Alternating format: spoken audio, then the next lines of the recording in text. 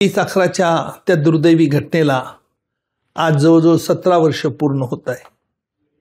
आजचा दिवस आठवला की प्रत्येक भारतीयाच्या हृदयातून रक्त व्हायला लागतं, कारण तो काळाकुट्ट दिवस तसाच होता की ज्या दिवशी या 10 अतिरेक्यांनी आमच्या देशातील काही निरपराध लोकांना ठार केलं, आमच्या माजी पोलीस अधिकाऱ्यांना शहीद केलं।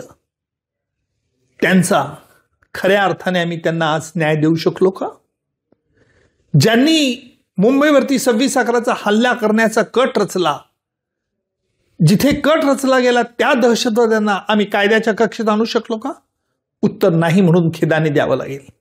आणि म्हणून माझी अपेक्षा अशी आहे की ऑपरेशन सिंदूर सारखंच आम्हाला एखादं ऑपरेशन या 26/11च्या हल्ल्यानंतर मध्ये ज्यांनी कट रचला त्या कटाचे मोडके हाफिज सईद, झकीर रहमान लखवी आणि इतर तत्सम लोक यांना देखील निश्चितपणे कायद्याची जरब दाखवावी लागेल।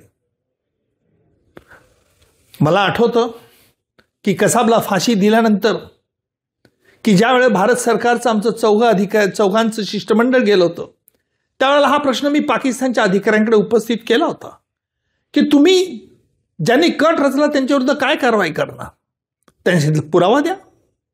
आम्ही परत आलो, आम्ही डेव्हिड हेडलीची साक्ष घेतली, मुंबईच्या न्यायालयात घेतली, जवळजवळ 8 दिवस त्याची साक्ष घेतली।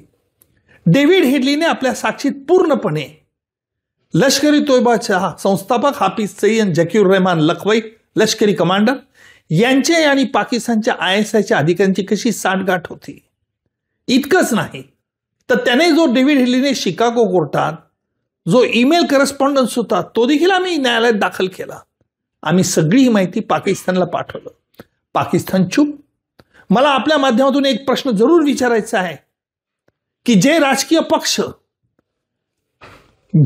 पक्ष सिंदूरवरती बोटं दाखवतात त्यांना हाच प्रश्न मला विचारायचा आहे की डेव्हिड हेडलीने इतका खणखणीत पुरावा दिलेला असताना देखील तुम्ही त्याबद्दल सकार शब्द उचलत नाही। राजकारण करावं, पण राजकारण या देशनिष्ठेच्या आणि देशाच्या प्रेमाच्या जर आड येत असेल तर राजकारण काय कामाचं?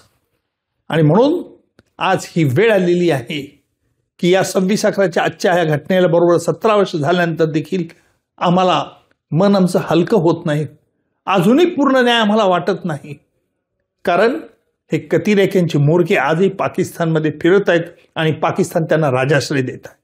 सर, नोव्हेंबरमध्ये काही दिवसापूर्वी दिल्लीमध्ये कारमध्ये ब्लास्ट झाला होता, त्यानंतर महाराष्ट्र पूर्ण हाय अलर्टवर ठेवण्यात आलेलं आहे।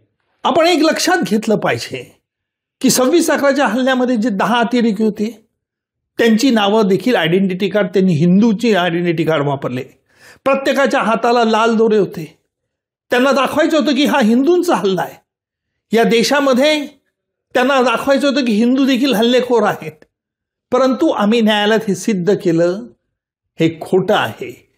हे पाकिस्तानमधून आलेले अतिरेकी संघटनेचे दहशतवादी हे हेतू पुरस्कार करून आले।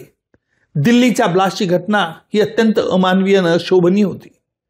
खरोखर शिक्षणाने मनुष्य सुशिक्षित होतं असं मी मानायचो, परंतु साप हे चुकीचं असं वाटायला लागलंय। तुमच्यावरती जर धार्मिक असा पगडा जर असेल की दहशतवादी कृत्य करून आपण निरपराध लोकांना ठार करायचं असेल तर तुम्ही पूर्णपणे आंधळे आहात असं म्हणावं। मग आजही वेळ गेली नाही की प्रत्येकाने प्रत्येकाच्या कुटुंबामध्ये आपल्या व्यक्तीकडे लक्ष ठेवलं पाहिजे की आपल्या घरातील व्यक्ती काय करत आहे। तसं लक्ष नाही ठेवलं तर तुम्ही तर मुकाल, परंतु या स्वातंत्र्याला, देशाच्या स्वातंत्र्याला देखील गालबोट लावतायत हे लक्षात ठेवलं पाहिजे।